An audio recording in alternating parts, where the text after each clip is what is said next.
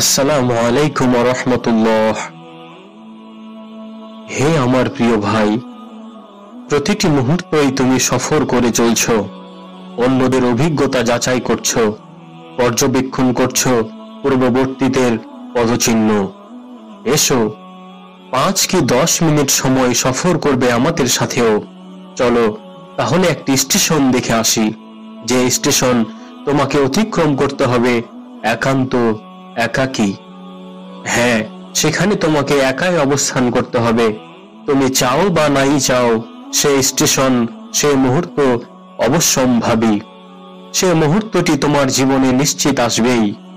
সেটি এমন এক স্টেশন যা মুমিন, কাফির, নেককার, পাপী, নারী, পুরুষ, ছোট বড় সকলকেই অতিক্রম করতে হবে। এমনকি নবী রাসূলদেরকেও সে ভয়ানক স্টেশন ও বিপজ্জনক মুহূর্তগুলো অতিক্রম করতে হয়েছে। সেই অন্তিম মুহূর্তটি আমার ও তোমার দিকে ক্রমেই ধেয়ে আসছে। এই স্থান, এই মুহূর্তটি আমাদের পূর্বে অনেকে অতিক্রম করেছেন। তারা সচক্ষে একে অবলোকন করেছেন, একে জেনেছেন তার স্বরূপে। তারা এর স্বাদ আস্বাদন করেছেন, তাদের পান করতে হয়েছে এই যন্ত্রণার পেয়ালা। এসো, আমরা আজ তাদের চোখে একে দেখি, তাদের কানে একে শুনি, সেই মুহূর্তগুলো যাপন করে আসি তাদের মতোই। তুমি অবশ্য বিচক্ষণ জ্ঞানী, চলছো অন্যদের দৃষ্টিসীমায়, তাদের অভিজ্ঞতা জানার অভিপ্রায়ে, আর বই পুস্তক ঘাটাঘাটি করছো পূর্ববর্তীদের ইতিহাস সম্পর্কে জ্ঞাত হবে বলে। এসো দেখো তাদের জীবনের সমাপ্তি কেমন, তাদের অন্তিম মুহূর্তটি। মানি তুমি অনেক পড়েছো, অনেক শুনেছো, তারপরও আমার দুটি কথা শোনার আশায় একটু কান পেতে দাও। আঁখি যুগল নিবন্ধ করো, আমার সঙ্গে সফর করো কিতাবের পরতে পরতে। হ্যাঁ, এটি তাদের সময় অতিক্রমের সফর, যাদের অন্তিম মুহূর্ত এসে গিয়েছিল, যাদের কাছে মৃত্যুদূত মৃত্যু নিয়েই হাজির হয়েছিল। এটি জীবনের সফর। এ সফর এক সময় শুরু হয়েছিল তোমারও। অচিরেই তুমি দেখতে পাবে এ সফরের নিশ্চিত অবসানও। তোমার শেষ সমাপ্তিকে এ কিতাবের পরতে পরতে দেখে নাও, বেছে নাও কেমন হবে তোমার অন্তিম মুহূর্ত। ভয় যেন তোমাকে অস্থির না করে তোলে, কারণ মৃত্যুকে ফেরাতে তা কোনোই কাজে আসবে না। ভয় মৃত্যুকে ঠেকাতে পারে না। তুমি বরং তাদের শেষ মুহূর্তগুলো নিয়ে ভাবো, নিজেকে তাদের একজন মনে করো, কারণ প্রত্যেক প্রাণীরই আছে একটি নিশ্চিত সমাপ্তি। জন্ম নিলে মৃত্যু যে অবধারিত। অন্তিম মুহূর্তের এ স্মরণিকাতে হয়তো তোমারও কিছু উপদেশ অর্জিত হবে। একদিন তোমাকেও মরতে হবে, তুমিও হবে কবরবাসীদের একজন। এসো, এ সফরে আমরা একে অপরের হাত ধরি, পরস্পরে অন্তরঙ্গ হই, কেননা আমরা যে একই পথের পথিক। এখন আমাদের এ সফরে আমরা চলব নবী রাসূল ও সালেহিনদের সাথে। দেখব মৃত্যুর সময় তাদের অবস্থা কেমন ছিল, কেমন কষ্ট ক্লেশ আপতিত হয়েছিল তাদের উপর। কারণ প্রাণ বের হওয়ার অনেক কষ্ট, অনেক বেদনা। প্রাণ তো শরীর থেকে বের করা হয়, তার সঙ্গে শিরা উপশিরা মারাত্মকভাবে টান খেয়ে যায়। কখনো মৃত ব্যক্তি দেখেছ? যখন মৃত্যু আসে কেমন গুরুতর অবস্থা হয় তার। ব্যথার প্রচন্ডতায় তখন তার কণ্ঠ রুদ্ধ হয়ে রয়, তার শত চিৎকার নীরবতার দেয়াল ভাঙতে অপারগ হয়। এটি ভীষণ এক অবস্থার স্পষ্ট বর্ণনা। এটি এমন এক স্টেশন যা বারবার আসে না। হ্যাঁ, এটি মৃত্যুর দৃশ্য, মৃত্যু উপস্থিত হবার মুহূর্ত, অন্তিম মুহূর্ত। প্রাণ যখন কণ্ঠনালীতে এসে পৌঁছবে, প্রত্যেক গ্রন্থি জোর আলাদা হয়ে যাবে, বক্ষ থেকে বের হবে গড়গড় আওয়াজ, চোখ থেকে নামবে অশ্রুর বাণ। তখনই, ঠিক তখনই বিচ্ছেদ নিশ্চিত হয়ে যাবে। এই নিশ্চয়তা আসে উভয় পা গটিয়ে যাওয়ার মাধ্যমে এবং তার কার্যক্ষমতা হারিয়ে ফেলার সময়। দুনিয়াতে পা ফেলার সম্ভাবনা হারানোর মাধ্যমে যেন তুমি আমল করার এ জীবনকে ছেড়ে অগ্রসর হচ্ছ হিসাব ও প্রতিদানের দিকে। মহান আল্লাহ সুন্দরভাবে এ দৃশ্যের বর্ণনা দিয়েছেন। আর এক পায়ের নলা অপর পায়ের নলার সঙ্গে জড়িয়ে যাবে। সূরা কিয়ামাহ আয়াত 29। তখনই শুরু হয়ে যাবে পরকালের যাত্রা, শুরু হবে হিসাব ও প্রতিদানের সফর। আল্লাহ তাআলা বলেন, সেদিন সব কিছুর যাত্রা হবে তোমার প্রতিপালকের বাণী। সূরা কিয়ামাহ আয়াত 30। যে ব্যক্তি নিজ জীবন নিয়ে সন্তুষ্ট, সে যেন নিজের প্রত্যাবর্তন স্থল সম্পর্কে চিন্তা করে দেখে। যে ব্যক্তি নিজের জীবন নিয়েই অতিষ্ঠ, সেও যেন নিজের প্রত্যাবর্তন স্থলের কথা ভাবে। যার মধ্যে হিসাবের দিনের লজ্জার ভয় আছে, সে যেন একটিবার ভেবে দেখে। মৃত্যু এক ভয়াবহ কঠিন বাস্তবতা। মৃত্যু প্রত্যেক প্রাণীরই মুখোমুখি হবে, কেউ এটাকে ফেরাতে পারবে না, কারোই নেই তা প্রতিহত করার ক্ষমতা। মৃত্যু প্রতিটি মুহূর্তে আনাগোনা করে, কাল পরিক্রমার পিছে পিছেই চলতে থাকে। সে ছোট বড়, ধনী গরিব, সরল দুর্বল, সুস্থ অসুস্থ সকলের সাথে সাক্ষাৎ করবে। তাই তো মহান আল্লাহ তাআলা বলেছেন, বলুন, তোমরা যে মৃত্যু থেকে পলায়ন পর, সেই মৃত্যু অবশ্যই তোমাদের মুখোমুখি হবে। অতঃপর তোমাদের দৃশ্য ও অদৃশ্যের জ্ঞানের অধিকারীর নিকট ফিরিয়ে নেওয়া হবে। অতঃপর তোমাদের জানিয়ে দেওয়া হবে যা তোমরা করতে। সূরা জুমআহ আয়াত 8। জীবনের সমাপ্তি একটি, আর সকলকেই মৃত্যুবরণ করতে হবে। আল্লাহ তাআলা বলেন, প্রত্যেক প্রাণী মৃত্যুর স্বাদ আস্বাদন করবে। সূরা আল ইমরান আয়াত 185। অবশ্যই এরপরে ঠিকানা হবে ভিন্ন ভিন্ন। আল্লাহ তাআলা বলেন, একদল জান্নাতে প্রবেশ করবে এবং একদল জাহান্নামে প্রবেশ করবে। সূরা শূরা আয়াত 7। মহান আল্লাহ এক বিরাট ও মহান উদ্দেশ্যে জীবন ও মৃত্যুকে সৃষ্টি করেছেন। আল্লাহ তাআলা বলেন, যিনি মৃত্যু ও জীবনকে সৃষ্টি করেছেন তোমাদের পরীক্ষা করার জন্য যে তোমাদের মধ্যে কে সবচেয়ে উত্তম আমলকারী, তিনি মহা শক্তিধর, অতি ক্ষমাশীল। সূরা মুলক আয়াত 2। আল্লাহ তাআলা 4টি আয়াতে মৃত্যু যন্ত্রণার স্বরূপ বর্ণনা করেছেন। 1, মৃত্যু যন্ত্রণা নিশ্চিত আসবে। সূরা কাফ আয়াত 19। 2, যদি আপনি দেখেন যখন জালিমরা মৃত্যু যন্ত্রণায় আক্রান্ত হবে।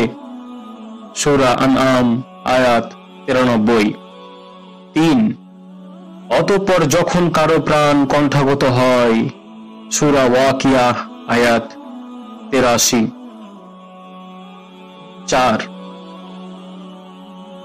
সাবধান যখন প্রাণ কণ্ঠাগত হবে। সূরা কিয়ামা আয়াত 26। মহান আল্লাহ এক আশ্চর্যকর বিবরণ ও ধারাবাহিক চিত্রের মাধ্যমে মৃত্যুর দৃশ্যের বর্ণনা করেছেন। আল্লাহ সুবহানাহু ওয়া তাআলা বলেন, সাবধান যখন প্রাণ কণ্ঠাগত হবে, বলা হবে কে তাকে রক্ষা করবে। দুনিয়া হতে বিদায়ের ক্ষণ যে এসে গেছে, পায়ের সঙ্গে পা জড়িয়ে যাবে। অবশেষে আপনার পালনকর্তার নিকট উপস্থিত হতে হবে।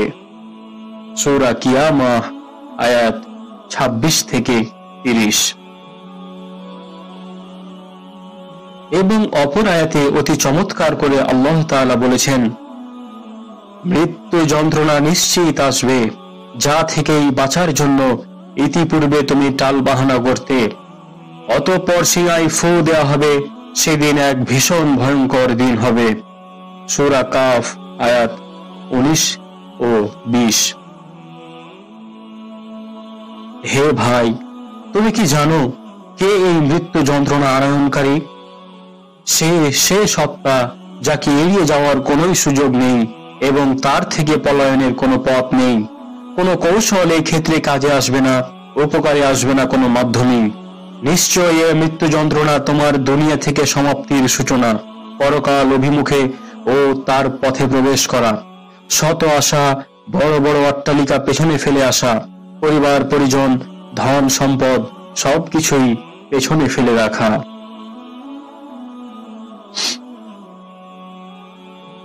মৃত্যুর সাক্ষাৎ ব্যথা বেদনা ভরা এক ভয়ানক সময়। এরপর আছে হয়তো পুরস্কার, নয়তো কঠিন শাস্তি। যদি তুমি সুখ শান্তি ও সচ্ছলতায় থেকেও মৃত্যুর আগমন নিয়ে ভাবতে, তবে তোমার দুনিয়ার জীবন দুর্বিষহ হয়ে উঠত। দুনিয়া তোমার কাছে নগণ্য মনে হতো, তুচ্ছ হয়ে যেত তার বিশালতা। তোমার আনন্দ পরিণত হতো বেদনায়, সুখ শান্তি হয়ে উঠত অশান্তিময়। কেনই বা হবে না? তুমি যে ধন সম্পদ, পরিবার পরিজন ও প্রিয়জন সবাইকে ছেড়ে হিসাব ও প্রতিদানের দেশে পাড়ি জমাচ্ছ। এই এমন এক বিপদ যার সামনে দুনিয়ার সব ভয়ানক বিপদ অতি ক্ষুদ্র, একেবারেই তুচ্ছ। অবশেষে দীর্ঘ কঠিন এক সফরের মধ্য দিয়ে মানুষ দুদলে বিভক্ত হয়ে পড়বে। চূড়ান্ত সিদ্ধান্তে তাদের এ সফরের সমাপ্তি ঘটবে। হাকিম ইবনে নূহ রাহিমাহুল্লাহ তার জনৈক সঙ্গীকে বলেন, আমরা তখন সমুদ্র ভ্রমণে। মালিক ইবনে দিনার রাহিমাহুল্লাহ পুরো একটি রাত হেলান দিয়ে বসে বসে কাটালেন। সেই রাতে না তিনি কোনো নামাজ কালাম পড়লেন, না কোনো দোয়া দুরুদ পড়লেন। সকাল হলে তাকে বললাম, হে মালিক, রাত তো অনেক দীর্ঘ ছিল, কিন্তু আপনি কোনো নামাজও পড়লেন না, দোয়াও করলেন না। এ শুনে তিনি কেঁদে ফেললেন। অতঃপর বললেন, যদি সৃষ্টিজীব জানত ভবিষ্যতে সে কিসের মুখোমুখি হবে, তাহলে কখনো সে জীবন যাপনের স্বাদ অনুভব করত না। আল্লাহর শপথ, আমি যখন রাতের ভয়াবহতা ও তার প্রচন্ড অন্ধকার লক্ষ্য করলাম, তখন আমার কবরে অবস্থানের কথা এবং কিয়ামতের ভয়াবহতার কথা স্মরণ হলো। সেদিন প্রত্যেক ব্যক্তি নিজেকে নিয়ে ব্যস্ত থাকবে। পিতা পুত্রের কোনো কাজে আসবে না, পুত্র পিতার কোনো উপকার করতে পারবে না। এরপর তিনি ফুপিয়ে ফুপিয়ে কাঁদতে লাগলেন। আল্লাহ যতক্ষণ ইচ্ছা করলেন ততক্ষণ কাঁপতে থাকলেন, অতঃপর শান্ত হলেন। আমার সাথীরা জাহাজের মধ্যে আমাকে দোষারোপ করে বলল, আপনি জানেন তিনি পরকালের কথা সহ্য করতে পারেন না, কি জন্য তাকে এসব বলে অস্থির করতে লাগলেন? তিনি বললেন, এরপর থেকে আমার মনে পড়ে না আমি কখনো তাকে কোনো কিছু স্মরণ করিয়ে দিয়েছি।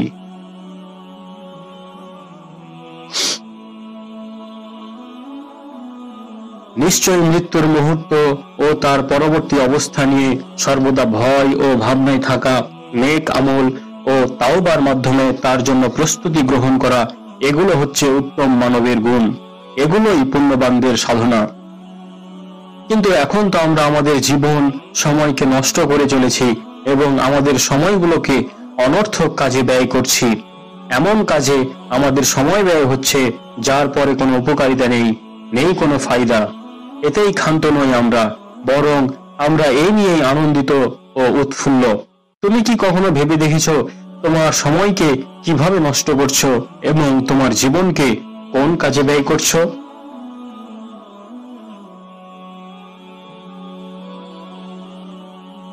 হাসান বসরি রাহিমাহুল্লাহ যাওয়ার পথে এক লোককে হাসতে দেখে তাকে প্রশ্ন করলেন, ভাতিজা, তুমি কি পুলসিরাত পার হয়েছ?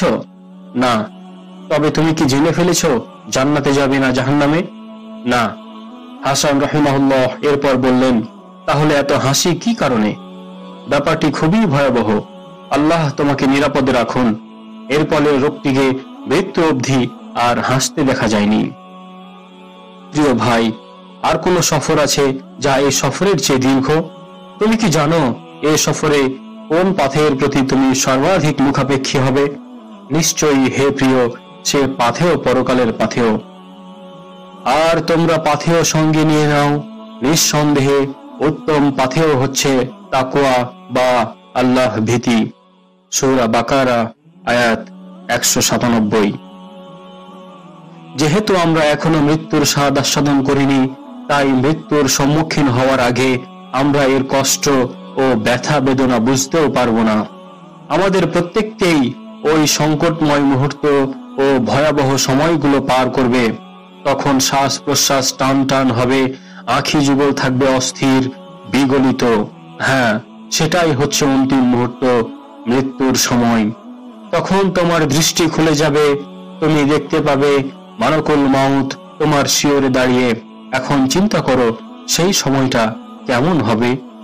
আমরা তো এখনো মৃত্যু যন্ত্রণা ভোগ করিনি, তাই জানিও না সে যন্ত্রণা, সে দুর্ভোগ। কেমন হবে? কেমন হবে?